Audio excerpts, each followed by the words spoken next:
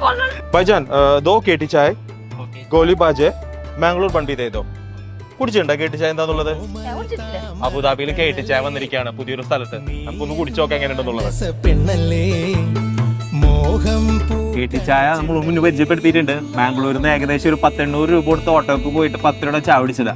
ആ കേട്ടി ചായ കല്ലടുക്ക ചായ അബുദാബിയിൽ കിട്ടും. അത് ഓർഡർ ചെയ്തിരിക്കുകയാണ്. കൊള്ളാലോ കേട്ടി ചായ.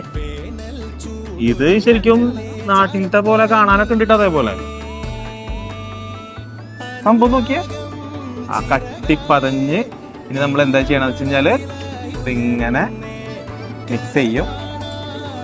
അടിപൊളിടാ. നല്ല ചൂട് സമയത്ത് നല്ല ചൂട് ചായ.